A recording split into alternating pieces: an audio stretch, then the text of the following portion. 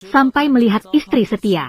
Pada saat dilindungi oleh Kaisar Surga, suami yang tidak setia ini baru menyadari dengan ketakutan. Istri tidak berbohong. Ternyata semua yang dimilikinya sekarang adalah pemberian darinya. Namun dia yang buta mata dan hati, selalu menganggap istrinya sebagai orang biasa. Tidak hanya melanggar janji mereka di tahun-tahun lalu, menetapkan ikatan seumur hidup dengan putri bangsawan. Bahkan demi yang disebut reputasi, bersiap untuk menghilangkan istri dan anak. Ternyata wanita itu adalah Dewi dari Istana Surga. Kakak pertamanya adalah penguasa dunia dewa yang mengendalikan 3 dunia. Kakak keduanya adalah penguasa neraka. Kakak ketiganya bahkan adalah raja di dunia manusia. Namun wanita yang terjebak dalam cinta, justru jatuh cinta pada seorang pelajar miskin dari dunia manusia. Demi bisa bersama pelajar miskin itu, dia rela dengan kejam mencabut tulang dewa dari dirinya, menjadi seorang manusia biasa. Karena dia yakin pada pandangannya sendiri, menganggap seorang sarjana miskin adalah pria yang layak untuk dipercayakan seumur hidup. Ketiga kakak melihat wanita tidak mendengarkan nasihat. Mereka hanya bisa setuju dengan pernikahan ini. Namun, mereka tidak ingin mengakui saudara ipar yang disebut-sebut ini. Jadi mereka memutuskan untuk mengawasinya selama 7 tahun. Jika sarjana miskin itu berani mengkhianati adik perempuan mereka, dia akan membuat mereka sekeluarga ikut dikuburkan. Kakak ketiga juga tidak tega melihat wanita menderita di dunia manusia. Jadi dia memberikan sebuah rumah besar dan mengangkat sarjana miskin itu sebagai juara. Dengan jaminan ini, cukup untuk membuat wanita tidak kekurangan makanan dan pakaian. Namun yang tidak diketahui wanita adalah, dalam waktu dekat, dia akan sangat menyesal keputusan yang dia buat hari ini. Hanya karena putri bangsawan tidak tahu dari mana dia mendapatkan informasi, dia malah mengklaim semua prestasi untuk dirinya sendiri. Dengan berbohong bahwa rumah ini diberikan oleh kaisar karena wajahnya diberikan kepada suami. Suami yang buta mata dan hati ini malah percaya pada semua ini. Namun saat ini dia masih bisa dianggap setia. Dia belum memiliki niat untuk mengkhianati hati wanita itu. Maka dia memeluk wanita itu dengan erat. Dia memperkenalkan kepada putri bangsawan bahwa ini adalah istrinya. Satu-satunya cinta sejatinya dalam hidup ini. Dan kepada wanita itu, dia bersumpah bahwa dalam hidup ini dan selamanya, dia hanya mencintainya seorang. Dia tidak akan pernah berpaling. Dan ini juga membuat wanita itu sangat terharu. Namun, ibu mertuanya kini sangat meremehkan latar belakangnya. Dia menganggap wanita itu hanyalah seorang perempuan desa, tidak layak untuk anaknya. Namun suami sangat membela wanita itu. Yao Yao adalah penyelamat keluarga dong kami. Dia mengumpulkan ramuan dan membuat obat siang dan malam. Dia mengumpulkan biaya perjalanan saya ke ibu kota untuk ujian. Tanpa Yao Yao, tidak ada saya yang sekarang. Kalian tidak boleh lagi menargetkan dia di masa depan. Ini juga membuat wanita itu sangat terharu. Maka, dia memberikan ramuan panjang umur yang dia buat kepada suaminya. Namun, ibu mertuanya merebutnya dengan paksa dan membuangnya ke tanah untuk memberi makan anjing. Dan membuat wanita itu menjelaskan dengan jelas identitasnya. Jangan menggunakan bola yang terbuat dari tanah liat yang busuk untuk menipu anak. Namun, ibu mertua tidak tahu. Memberinya obat panjang umur yang dibuang seperti sepatu tua. Setelah dimakan oleh anjing liar di pinggir jalan, anjing itu langsung terbang ke surga. Suami juga sangat tidak puas dengan tindakan ibunya. Menurutnya, meskipun itu bukan obat panjang umur yang sebenarnya, itu juga merupakan niat baik dari wanita, agar ibunya tidak lagi menyerang wanita itu di masa depan. Dia memperingatkan ibunya, jika dia berani melakukan hal itu lagi, dia akan memutuskan hubungan ibu dan anak dengannya. Setelah mengatur segala sesuatu di rumah, suami pun naik kereta kembali ke ibu kota untuk menerima takdirnya. Saat perpisahan, dia berjanji, setelah dia memiliki tempat tinggal yang aman di ibu kota, dia akan segera menjemput wanita itu untuk bersatu di ibu kota. Namun, wanita itu sama sekali tidak tahu. Perjalanan ini akan membuatnya sepenuhnya melihat karakter suaminya. Baru saja berpisah dalam waktu itu, suami sering berkorespondensi dengannya. Dalam surat-surat itu semua berisi rasa rindu. Namun seiring berjalannya waktu, dia tidak terlalu sering menulis surat. Bahkan saat wanita melahirkan, dia tidak hanya tidak kembali. Bahkan surat pun tidak pernah dikirim kembali. Wanita hanya bisa menghibur dirinya sendiri di dalam hati. Suami sibuk dengan urusan pekerjaan, tidak bisa meluangkan waktu. Waktu berlalu begitu cepat. 6 tahun berlalu. Wanita sendirian mengasuh putri mereka hingga dewasa. Sementara itu, jabatan suami semakin tinggi selama bertahun-tahun. Namun surat yang dikirim semakin sedikit. Dari awalnya 6 surat dalam sebulan. Hingga kini hanya mengirim 1 surat setiap tahun saat tahun baru. Pada hari ini, wanita mengira dia menerima surat dari suaminya. Namun setelah dibuka, dia menyadari ini adalah surat dari kakak ketiga. Dia memberitahu wanita itu. Dia sengaja mengadakan pesta syukur untuk istri bagi adik iparnya. Besok dia akan hadir bersama kakak pertama dan kakak kedua. Menerima adik ipar ini. Melihat kakak-kakaknya akhirnya mau mengakui suami. Wanita itu sangat bahagia hingga menangis. Sementara itu, dia juga memutuskan. Di pesta besok, dia akan menyatakan identitasnya kepada suami. Tak lama kemudian, tiba saat pesta syukur untuk istri. Pada hari itu, wanita itu menempuh perjalanan sehari semalam dan akhirnya tiba di ibu kota. Dan suami juga muncul di pesta dengan wajah ceria. Mengklaim bahwa istri yang baik adalah cita-citanya yang tinggi. Dia juga menyebutkan istri yang baik bernilai banyak emas. Semua pencapaian dan kekayaan yang dimilikinya hari ini tidak terlepas dari pengorbanan seorang wanita yang diam-diam. Wanita itu merasa sangat terhibur mendengar kata-kata itu. Dia mengira istri yang disebut suami adalah dirinya. Namun saat dia bersiap untuk mengenali suaminya, dia terkejut mendengar orang yang disebut suami sebagai penerima terima kasih bukanlah dirinya, melainkan putri bangsawan. Segera setelah itu, dia melihat putri bangsawan yang berpakaian mewah naik ke panggung, berdiri bersama suaminya. Dan yang lebih tidak dia duga adalah, putri bangsawan ternyata sudah hamil dengan anak suaminya. Ini membuat hati wanita dipenuhi dengan kemarahan. Meminta suami untuk memberikan penjelasan. Dong Yong, apakah seharusnya kau memberi saya penjelasan? Kau ingin menikahinya. Lalu saya ini dianggap apa? 7 tahun yang lalu, kau yang memintaku untuk masuk ke dalam catatan keluarga dong. Kini aku, istri sahmu, masih ada. Namun kau ingin menikahi wanita lain secara resmi. Suami juga tidak menyangka wanita itu akan datang ke ibu kota. Namun, karena sudah ketahuan, dia pun langsung mengungkapkan semuanya tanpa berpura-pura. Segera dia menegaskan bahwa 7 tahun yang lalu adalah wanita itu, tanpa rasa malu, memaksakan diri untuk terlibat dengannya. Saat itu, dia tidak memiliki uang sepeser pun, tidak berani melawan. Jadi hari ini dia akan mengumumkan perceraian di depan umum. Sambil berkata, dia pun menghancurkan liontin keberuntungannya yang diberikan kepada wanita itu. Namun, dia tidak tahu, dia saat ini sedang berada di tepi kebangkrutan dengan gila-gilaan. Hanya karena saat liontin keberuntungan itu pecah, 3 kakak langsung menyadari. Ini membuat mereka sadar, adik perempuan kemungkinan besar telah menghadapi bahaya. Maka ketiga orang itu segera pergi ke dunia manusia untuk menyelamatkan wanita. Dan wanita itu juga pada saat ini akhirnya melihat dengan jelas wajah asli suami di balik topeng kepalsuan. Dia sangat menyesal, tidak mendengarkan kata-kata ketiga kakaknya di masa lalu. Tidak menyangka bahwa ketulusan hatinya pada akhirnya ternyata begitu tidak diketahui. Dengan hati yang hancur, dia memperingatkan suaminya. Dia pasti akan membayar harga untuk apa yang dilakukannya hari ini. Namun saat dia bersiap untuk pergi, dia dipanggil oleh putri bangsawan, dan langsung memerintahkan orang untuk menghalangi jalan wanita itu. Kemudian memberitahu suaminya, wanita dan anak itu adalah noda dalam hidupnya. Jika tidak menghilangkan keduanya, jika orang luar tahu bahwa dia memiliki seorang anak luar nikah di luar, pada saat itu pasti akan meninggalkan bukti yang mempengaruhi karirnya. Hanya dengan menghilangkan kedua orang itu, semuanya akan selesai selamanya. Suami yang tidak berperi kemanusiaan itu mendengar dan benar-benar mengambil belati, bersiap untuk menghancurkan hingga tuntas. Wanita itu tidak pernah menyangka suaminya akan sekejam itu, bahkan tidak mengampuni darah dagingnya sendiri. Namun suami itu tidak ragu sedikit pun. Dia menusukkan belati ke arahnya.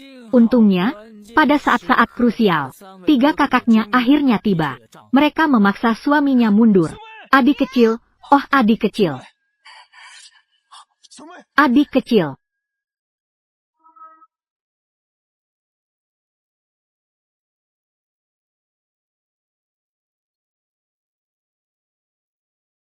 Ambil adik kecil kami dan terima kematian.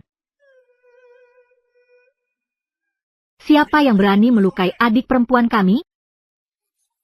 Sebutan untuk orang lebih tua.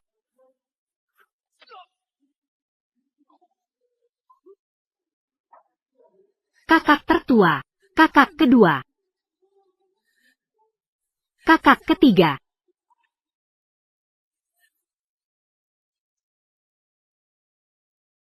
Kakak kedua dan kakak ketiga. Mereka khawatir aku akan mengalami masalah. Jadi mereka mengubah diri menjadi bayangan. Datang untuk melindungiku. Adik perempuan. Paman, tolong selamatkan ibu. Tidak menyesal takut. Tidak menyesal tidak takut. Paman tidak akan membiarkan ibumu dalam bahaya.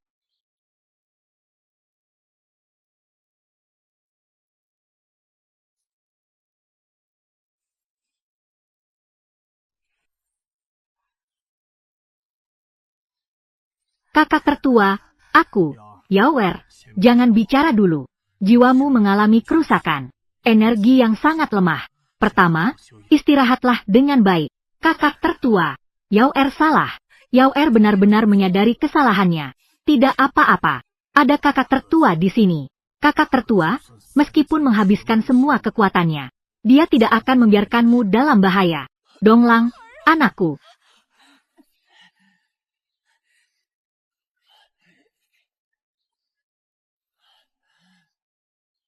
Dari mana datangnya yang menyebalkan yang disukai ini? Berani-beraninya melukai anakku. Kamu benar-benar mencari mati. Ibu, ini masih perlu ditanya? Pasti itu yang menyebalkan yang disukai itu. Donglang, lihat, sebelumnya kamu masih lembut padanya. Sepertinya dia sudah menyiapkan semuanya untukmu. Aku curiga anak ini juga bukan anakmu. Yao Guang, kamu berani di depanku.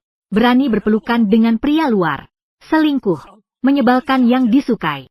Hari ini aku pasti akan menghukum kalian berdua dengan hukuman mati yang kejam. Dongyong, apakah kamu tahu siapa kakakku? Dia bisa jadi siapa? Hanya seorang yang sama seperti kamu. Jika kamu baik, benar. Apalagi yang bisa dia? Tidak mungkin seorang pejabat tinggi. Dia adalah penguasa di seluruh dunia. Menguasai segala sesuatu di langit dan di bumi. Yang kalian sembah di dunia ini sebagai dewa. Ternyata dia adalah dewa. Serius?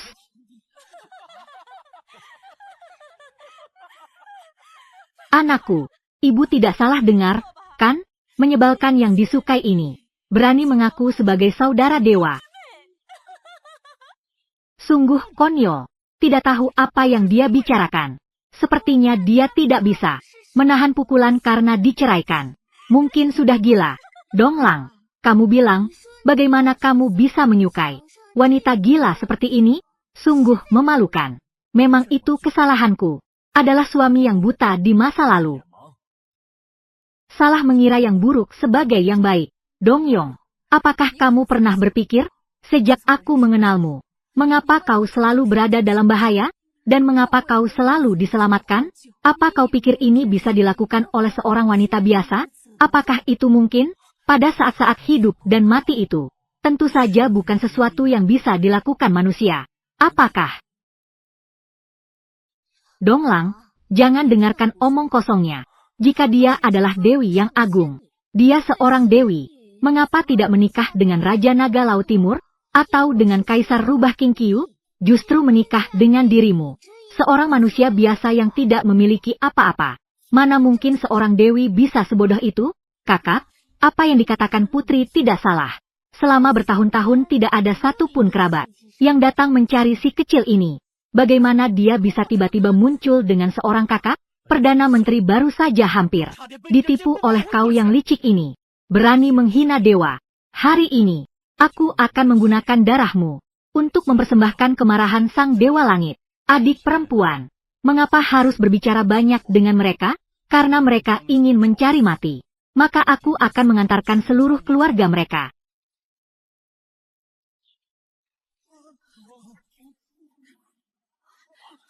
Ini, uang ini.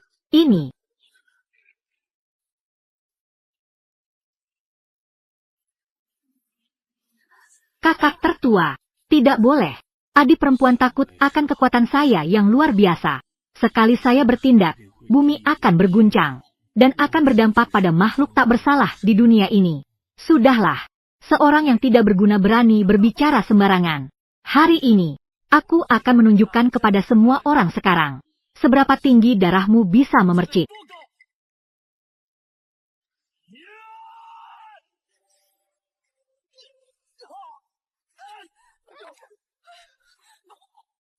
Kau berani memukul kakakku.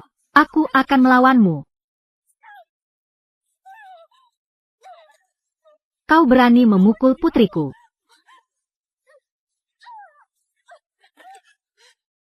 Kau bahkan berani di depan anak perempuan pejabat ini melakukan kekerasan. Kenapa takut? Karena sudah takut, maka berlututlah. Jilati kotoran di sepatu anak perempuan pejabat ini sampai bersih. Jika anak perempuan pejabat ini puas, mungkin masih bisa mengampuni kalian. Pasangan jahat ini. Dan ada yang satu ini yang menyebalkan tapi disukai.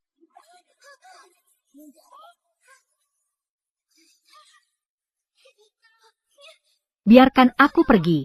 Kau tahu siapa ayahku?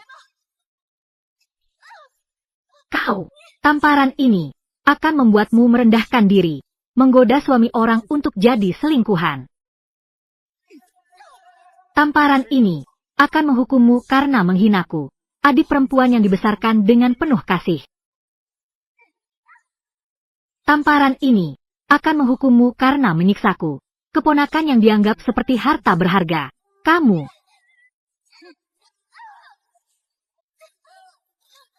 Tendangan ini menendangmu dengan kekuasaan untuk menindas orang lain, menganggap kehidupan manusia seperti semut. Kamu, kakak tertua.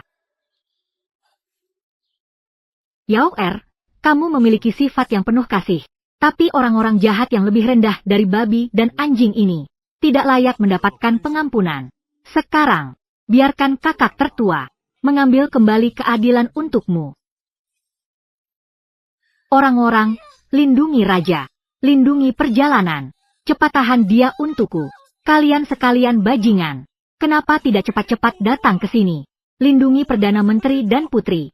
Perdana Menteri dan Putri, kami tidak bisa bergerak. Kamu yang menyebalkan yang disukai. Apa sih sihir yang kamu gunakan? Tidak tahu malu karena tua. Diam. Ibu, ada apa? Bicaralah. Ibu. Jangan mendekat, jangan mendekat.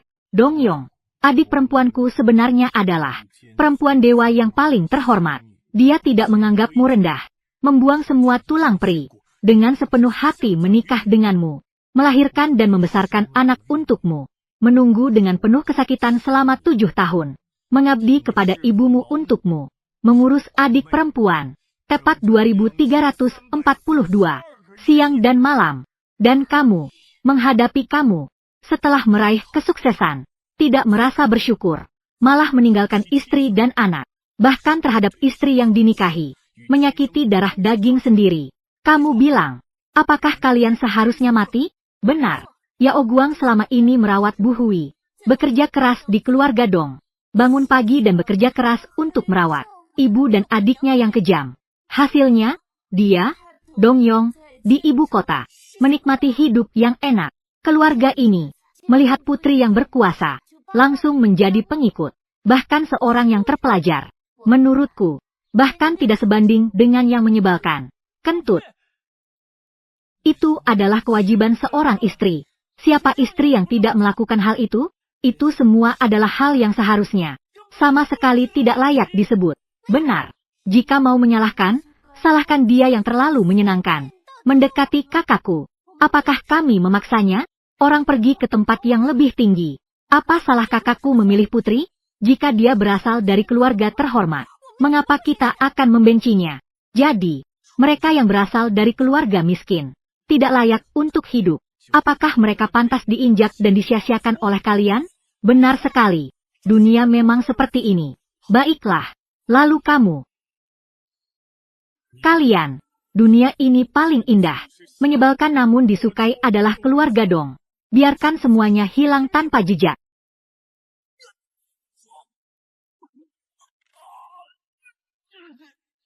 Tidak, kakakku adalah Perdana Menteri saat ini. Jika kamu membunuhnya, Kaisar tidak akan membiarkanmu lolos. Benar, ayahku adalah Pangeran Rui. Jika kamu berani menyerang kami, itu adalah dosa besar yang menghancurkan 9 klan.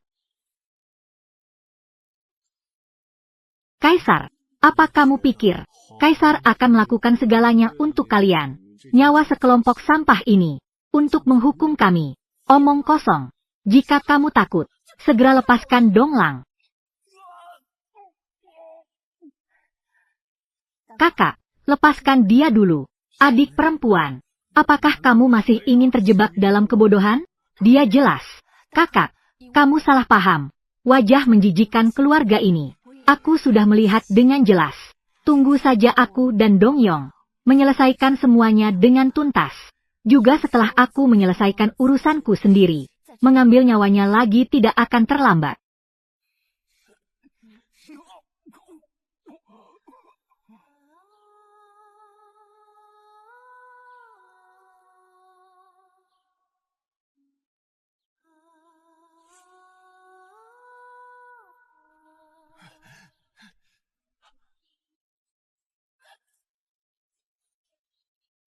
Tanda tangan.